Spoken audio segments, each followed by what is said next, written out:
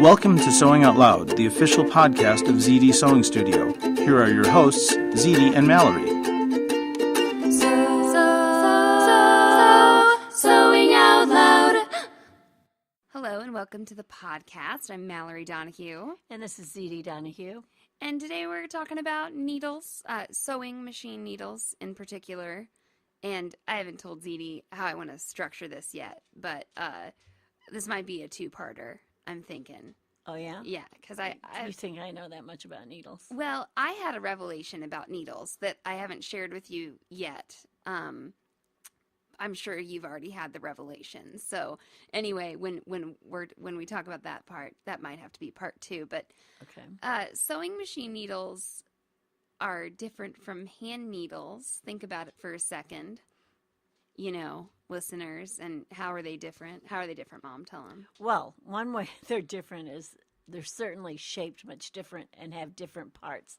And the eye of the needle is towards the point on a machine needle, and the eye is at the end of what I would call the end of the needle on a hand needle. Yeah, so I was listening to another podcast that I love called Stuff You Missed in History Class, and it was about the contentious invention of the sewing machine, and you know how certain people say they patented the sewing machine and other people say they did, and it's all very fraught with lots of conflict. And the big thing that stood in the way, though, even before these people, that stood in the way of someone creating a machine that would sew and make stitch after stitch after stitch, was putting that eye of the needle near the point. It was like no one could figure that out for the longest time. So that was the hang-up. That was the hang-up, and then after that, I guess a few people say they came up with it at the same time, et cetera, et cetera. But that was the big deal, that the thread, that the needle had to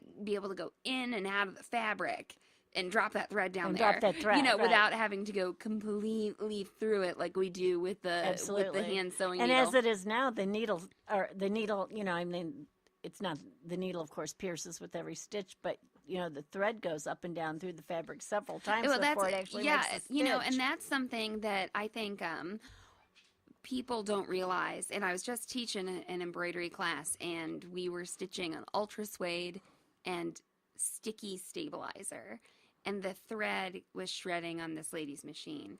And she says, "Oh, I think it's happening up in the machine there," because we would see that the thread was shredded over the needle, but I don't know if this is the right number, but I think that maybe Doug from Baby Lock told me that the thread goes through the fabric like close to 50 times. Like the eye of the needle, I think it's something like 46 times or something. Before it's actually laid down. So it actually rides through that eye, that hole in the needle, like 46 times. And also through your fabric. And, And in this case, that's stabilizer. So if you have, crappy thread, it's not going to stay. It's already worn out then by the time you make your project. Right. And actually, what turned out to be the problem in this case was the thread. It wasn't the right thread for the job. It was a stronger thread. We needed a stronger thread. But you can think, oh, there's something wrong up in my machine, and it's not. It's maybe something wrong. And it looks like it because it appears that the thread is shredding above the needle. Right. That's correct. Exactly. Right. So and that thread is not one fiber. That thread is several fibers, twisted together. It's several plies. It's not one, So let's talk about that a little bit. Another sort of revelation. I feel like I was like, oh, this is all making so much sense to me now. Right. Is that there's a groove in the needle. It's called the groove. It's on the front. It's called the groove, and it's on the front of the needle. The front of the needle. Of every machine needle, there's a groove on the front. I guarantee you. Your thread has to lay in that groove. It rides in it. Ideally, I think that, if you think about like a round cylinder that is your needle and that groove's cut out, if you're using the right size needle and with the right size thread, etc., like the perfect couple, that almost makes it completes the cylinder. It's not too big. Right. It's not too small. And that groove is very important. The size of your needle is important for your thread. Right. So that it doesn't create too much, that the contact between the thread and the fabric or the stabilizer or whatever is not too much. Right. You're trying not again, you're really trying not to wear out the thread before it goes into the project. Yeah, in the blog post, I say, don't just think of your needle as something to pierce your fabric. It's like a thread delivery System. yeah, a tool. It's a thread. It's Right. a thread deliverer as well. So you have to think about that, and the shape of your eye and the size of your eye is important. The shape of the point of the needle. There's several things that That are determine important. the correct needle. And we have another. I talk about Doug from Baby Lock. He's a nice guy. We have a little video with him on how a stitch is formed, and he uses one of those big Schmetz needles. Yeah, That is like the model that they it's won't. their model. They won't. And it's sell. like They what, say- 18 inches long? Yeah, and they Right. say that their supplier isn't making them anymore, but I want one really bad. Anyway, I want this model needle, and he shows us the needle goes down into the fabric. As it comes back up, it creates a loop. Right. That upper thread, it creates a loop that your bobbin thread gets to catch to create that chain stitch. And so if your thread's too big, things can get caught up in there, Right. or if your And thread's the too big, drag, the drag. the drag on the thread is very important. It Very has to do with important. the timing Yeah. and where the bobbin is going to, Yeah. is going to pick up that loop and complete that stitch formation. Yeah, so I'll put this video in the show notes or link to the blog, and it's another video where I get maybe a little too excited about what we're talking about and get a little squeaky, kind of like the How to Mark Darts video. But maybe you'll understand why I do that. So let's just back up a little bit and talk about the parts of the needle. I'm going to go from the tip up, and I'm using a diagram from schmetzneedles.com. So the first thing that they point out is the tip of the needle. This is the pointy part that goes through your fabric. So talk about tips. And it's not always a point. Sometimes it is more rounded. Like a ballpoint, If right. you're a ballpoint, that would be what you would use with knits or fabrics where you're trying to separate the fibers and go through it. You use a ballpoint. If a sharp needle actually could possibly pierce, it does pierce the fabric, but it also could possibly break some of the threads, and fibers. Snag almost. Right. Maybe a You knit want or it to, something. you want it not to snag. Right. That's why you're using the sharp end of the needle. The other thing you have, and this is with a leather needle, is that needle, if you look at it, is more like the shape of a flat screwdriver, a knife. It actually slices And the hide. let me stop you here because Schmetz, this diagram, makes a distinction between the tip and the point of the needle. Oh, okay. So, and I know what you're saying, and I actually maybe you just noticed this for the first time.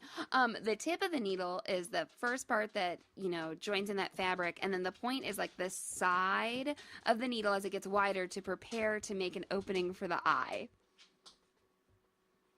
Okay.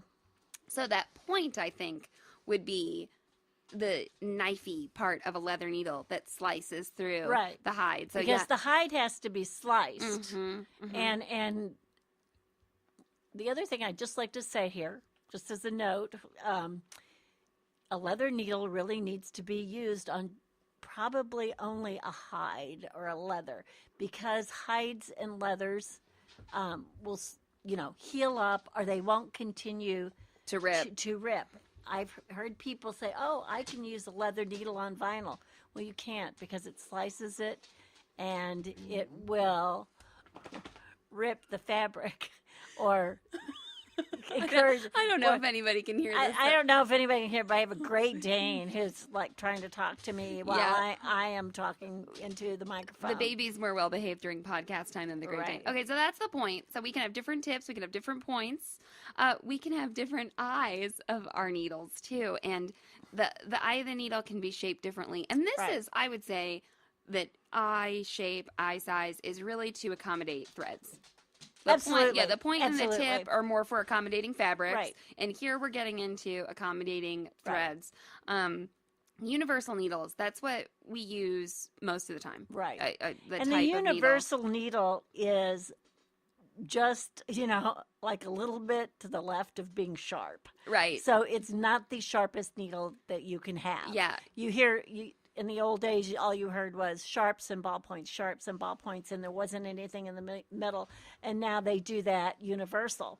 And it works really well because, of course, a lot of our fabrics now, too, are a cross between maybe Blended- and a woven. blended Right, fibers, They're yeah, blended fibers, yeah. right. So The one thing you want, Yeah. I mean, is you want a quality needle. And you want a needle that's been pulled and honed versus a needle that has been stamped. Right. And Schmetz will do that for you. So the eye of the needle I often point this out for embroidery. For metallics, the eye will be taller and bigger to accommodate that. Right, and it's a bigger, longer eye. Right, and that thread, we're asking that metallic thread to go through the fabric and go through the eye of the needle, whatever, that 46 times or whatever, like that. And when you say metallic thread, what people need to understand is it is metallic. It's truly metal. It doesn't just look like shiny metal. There's really metal there. So we're asking metal to, loop and curl and, do all these things. So that's what you're asking metal to do. Right. Or even if it is, I know some metallic threads, they're not necessarily metal. They're like polyester that's been made to look, metallic. But that is a weaker iteration of the fiber than how when they just spin it and everything. And when it gets bent or looped or whatever, it starts to weaken. Yes, right. yes. And it's going to be more prone to breakage. And, Right. I'll have somebody say, oh, I was stitching with metallic thread and my thread broke. And I'm like, well, how many times? And if they say just once, I'm like, okay, your machine's fine. It might break once for you. If it's breaking over and over again, you need to, do some changes to your needles or to your to your machine settings or something like that, maybe slow it down. But, with metallic thread, if you experience 1 or 2 thread breakages over the course of a really intense design or lots of like free motion quilting, it's okay. Maybe you just need to slow things down a little bit. So if they just down is a really good thing. Or sometimes you might have too dense of a design. That's true. I mean, it's really not the right thread like all the time, but the next part of the needle that we can talk about is the groove. We talked about it a little bit before, but just keep in mind with the size of your needle, we talked about how the tip and the point were kind of for fabrics. The eye is more for threads, accommodating threads. And the size of your needle can change according to how thick your fabric is or how thick your thread is. And if you have a bigger needle, you'll get a bigger groove. So keep that in mind. And a bigger eye. And a bigger eye, yeah. So you can have like a size 70-11, 70-10, it's 75-11 metallic needle, or you can have a size 90-14 metallic needle, And when Mallory says 90-14, that's one needle, and 90 is the European number, and the 14 is the domestic or the U.S. number, which is used. We tend in our shop to use the European numbers. Mallory's for better. European. Well, which is funny because Mallory's certainly more European oriented than I am, and I really struggle with what the U.S. numbers are. I'm a big European number. I was about to say, oh well, it's because you're a medical professional, but then medical needles are labeled right, completely different. They're gauged, done by gauges, right? So right, anyway, right. Actually, And they're hollow in the middle too. Yeah, and they're labeled like thread is labeled, and then you start talking about thread weight. Anyway, right. we'll get to that. So the groove, the size of your needles. So sometimes people are like, oh, I'm doing something on, I don't know, canvas, like kind of a lighter or medium weight canvas, and then they think they need like a size 100 needle or size 90 needle. Not necessarily true all and the 100 time. is really big when you say that. Right. It's a really Sometimes big, fat needle. If you are using the correct type of needle, like if you're using an extra sharp needle, it'll give you that penetrating power on those types of fabric, and it doesn't have to be a big needle. Because I think you'll second this. I always try to use the smallest needle possible to make the smallest hole in my project. Right, you don't want overly big needle I mean, holes, basically, when you're making a hole in whatever fabric or whatever you're using, you want it to heal back up. You don't want to see that hole. Yeah, unless you are using some kind of, wing needle or something like that. One thing I didn't mention was the blade of the needle. The blade, contrary to what you might think, I would think the blade is what they actually call the point, but the blade is kind of that body of the needle, that straight, body of the needle, which would be heavier, would be thicker with a higher size needle or something like a denim needle that's meant to go through heavier fabric, but Right. I think we pretty much covered that. So then you got the shoulder of the needle. It's where the needle widens to get up to the shank of the needle, and the shank of the needle is what goes into your machine. And I don't think we need to go into this a whole bunch yet, but little PSA, if your needle's not all the way up in your machine, you will get a bad stitch, no stitch at all, punctured bobbin, anything, bobbin case. Come on, give it to me. Give it to me. $150 repair Right, on there your you machine. go. There's a lot of Broken things needle. that can happen. Broken needle, bent needle. Broken blah, blah, needle in your blah. eye, Right. Okay, so all Right. sorts of stuff. The other thing is, on all home machines that are sold in this country, currently sold, I guess there's some back in the dark ages, you use an H-type needle, which means home or stands for home, so that's real easy. And the shank is flat on the back, and the flat always goes to the back. And if you can't see it, certainly you can feel it. Right. So flat to the back. Now, there are a couple machines that sort of straddle that line, I feel like, between domestic and Right. industrial. And they have a side loading bobbin. And why do Right. I mention this with needles? Because the flat will go to the right, because your bobbin will load over to your left, Right. and the flat will face that right. So But- really, when you are encountering sewing machines, the rule is that the flat of that shank goes like opposite the bobbin case. You and know, here again, uh-huh. if all else fails, there's an owner's manual. That's right. You read your owner's manual.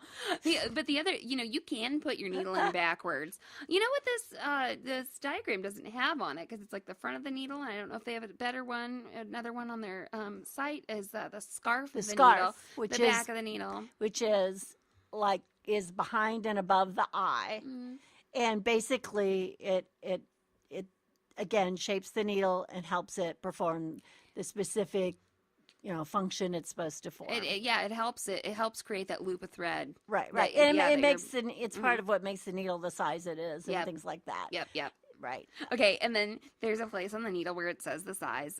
That's kind of boring, and Schmetz has their own little color coding system, which isn't boring. That's kind of cool. But my favorite part of the needle is all the way at the top, and it's called the butt. I didn't know that. It's You called liked that. but- B-U-T-T. Yes. Okay. And you could be the butt of one of Mallory's jokes if you're not That's right. careful. That's right. It's careful. Exactly. So anyway, I think we've covered what else was I wanting to cover this? Why did I Well, the think other it'd be a thing about two-part? needles, and it's something you haven't mentioned, and I don't know if is Go girl. okay. They're not all made of the same thing. Yeah. There's steel, there's titanium needles. I mean, they're all a metal, or they should be a metal. There's reasons for that, depending on how strong they are. The other thing is some needles actually have a coating on them, Yeah, like a yeah, Teflon yeah. type coating. I'm thinking of a jeans needle for one thing. Well, let's- or a denim, okay, jeans or denim. These are the coatings Right. I know of. So Right. jeans needle with that Right. Teflon on them. Right, And then some of our serger needles, they say CF on them. right, And that means chrome finish. And once Right. again, another sort of like lubricator. right, Right. I don't, I'm not sure about this, but Microtex, I believe, have something too, and they're a very strong needle. The Microtex needle, they're a good, strong, And then sharp, piercing needle. I know that the gold embroidery needles or the Right. titanium embroidery needles, they're coated Right, basically with that finish on them. And that is what we recommend for Right. those sticky stabilizers. That helps a lot with your needle doesn't get any extra drag on it, especially during embroidery because you're stitching so fast. Now, the other thing I'm going to recommend, and this is a little bit away from needles, but if you are on something sticky like that or gummy, or you've decided to sew through something that has glue, or you've glued something and you're sewing through anything that can get like an adhesive on the needle, and this happens, and we do it all the time. You may need some alcohol next to your machine, and you may need to wipe that needle down. yeah, And you, I was you talking might need about some alcohol next right, to your right. machine. I was talking about, I mean, ethyl versus methyl alcohol. You could have either one, Whatever. but both would work. Actually, I'm really good on using alcohol wipes like that you give an injection with. Like diabetics would be anybody who takes an injection, or they're the little swipes that they're singularly packaged. Just steal them from your doctor's office, right. or you can buy them. You can buy them at Walmart in a big package, like 100 come in a package, or Target or whatever kind of store you go to. But your pharmacy will always say is, where are your alcohol wipes? And they know what you're talking about. Tell me what kind of things dull your needle. Everything. So when someone says, "Oh, I don't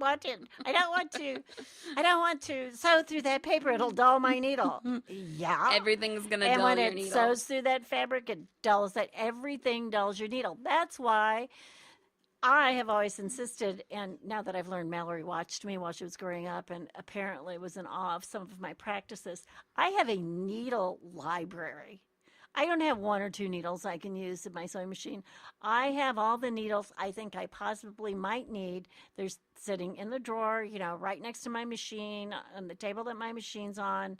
And I know that if something happens, or a needle's not working, or a stitch isn't forming the way I want, I can switch my needle, and I can use it. It can make all the difference in the world. I know I keep coming back to embroidery, and I guess I shouldn't apologize for that necessarily, because I know a lot of people embroider out there.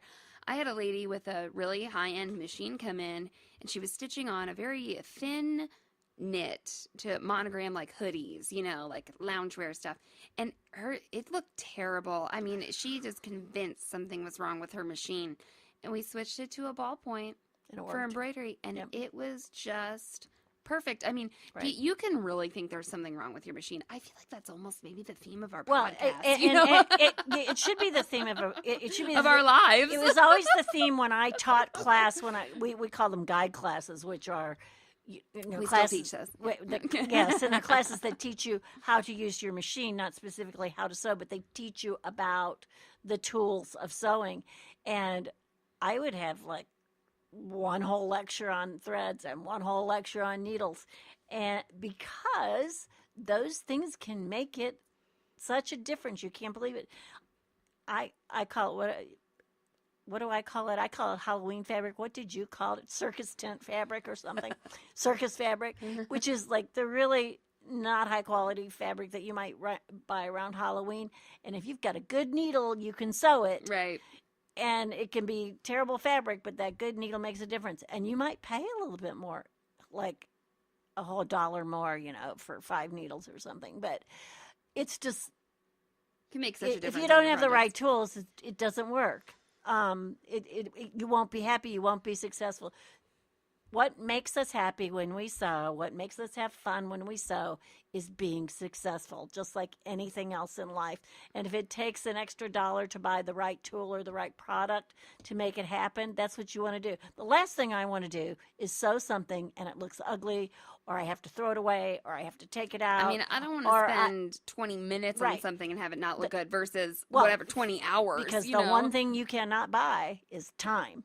You can't buy it back. You can't borrow it. You can't get it from everybody else. So if you're wasting it by using, substandard quality, tools or whatever, even technique, then you've wasted your time and you're not going to get it back. Absolutely. So use the right needle for the job. I'll post some links to guides for needles. I even think maybe I'll just keep notes, and maybe we'll have an episode every once in a while where someone was doing this. And people will say, how often do you change your needle? I guess my best answer is I change my needle all the time. All the time. Except, I've got a denim needle that I take in and out of my machine because I hem a pair of jeans. I'm not going to discard that needle and never use it again. I put it back. I've marked. I have a marking system. We can show that in the blog. Right. And then I know I can use that needle again. There's now. What do you do with broken needles and stuff? I have a whole thing on that. Mallory, is that in our next talk, or do we talk about it now? Let's talk about changing needles and other things, in the next episode. Okay. All right. Well, signing off. Thank you for listening to Sewing Out Loud podcast. And this is goodbye from ZD and Mallory.